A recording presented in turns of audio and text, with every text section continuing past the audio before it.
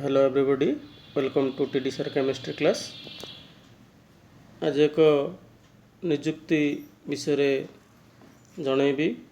Directorate of secondary education Odisha Bhubaneswar तरफ विज्ञप्ति प्रकाश पाई। हिंदी, संस्कृत एवं फिजिकल एजुकेशन टीचर बा पीटी टीचर पाई निजुक्ति प्रकाश पाई। 4619 पोस्ट रही। तबे या केमती अप्लाई करेंगे ना DSC odisha.in साइट को जाई से एप्लिकेशन ऑनलाइन रे रजिस्ट्रेशन करि परिवे। 23/8/2021 11 आरंभ होब एवं तार लास्ट डेट रही 14/9/2021 संध्या 6टा। तापर वैकेंसी देख हिंदी टीचर पाई रही 2055 पोस्ट, संस्कृत टीचर पाई रही 1304, फिजिकल एजुकेशन टीचर पाई रही 1260 पोस्ट।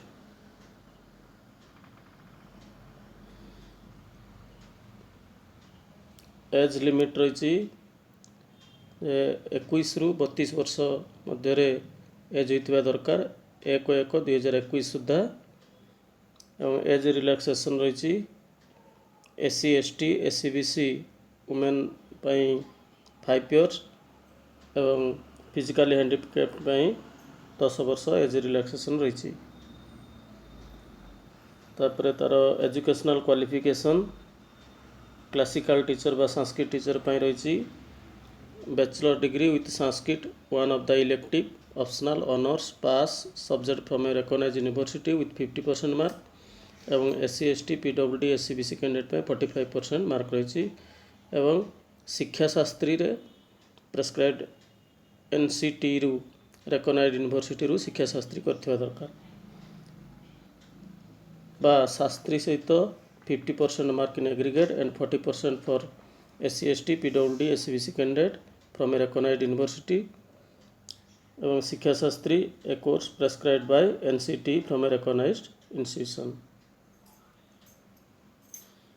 हिंदी टीचर पाई क्वालिफिकेशन रही bachelor degree from a recognised university with Hindi as one of the elective optional pass honours subject with 50% mark and aggregate 45% mark for SC ST PWD SC BC candidate.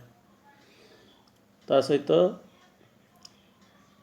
HSP from केंद्रीय हिंदी संगठन आग्रा बा BHED a course prescribed by NCT from a recognised university बा BD in Hindi a course prescribed by NCT बा bachelor degree from a recognised university with minimum 50% mark aggregate and 45% for SC ST PWD SC BC candidate with one of the following qualification राष्ट्रभाषा रत्न from राष्ट्रभाषा प्रचार समिति Wardha, Shastri Hindi from Orissa रत्न भाषा परिषद पुरी बा स्नातक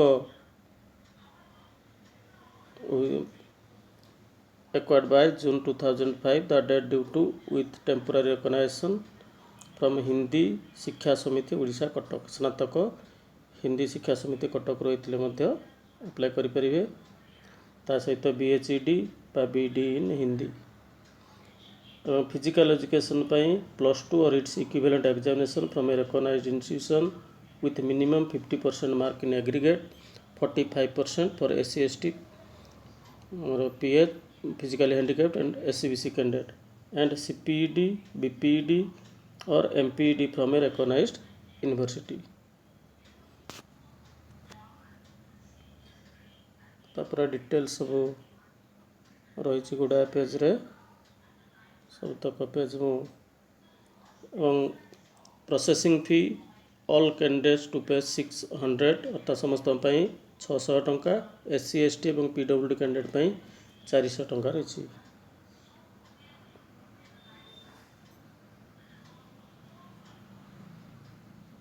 detail सब इतने रही। हिंदी एवं संस्कृत टीचर पर रेम्युनरेशन रही 16,800, फिजिकल एजुकेशन टीचर पर रही 10,000।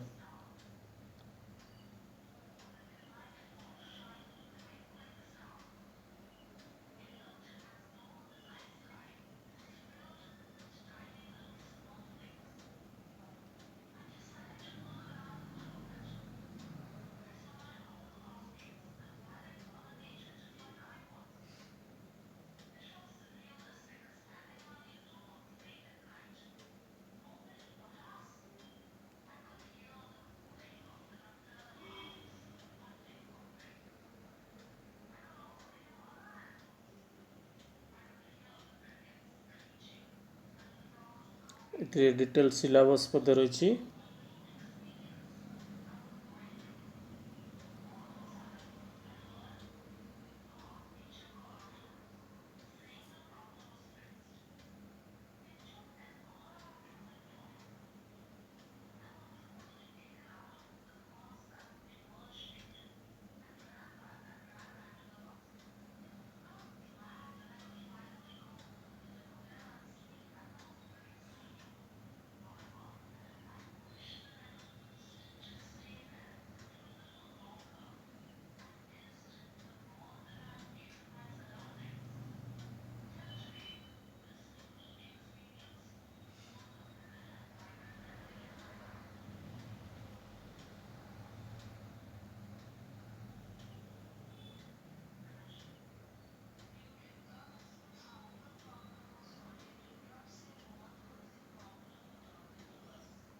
Thank you to all.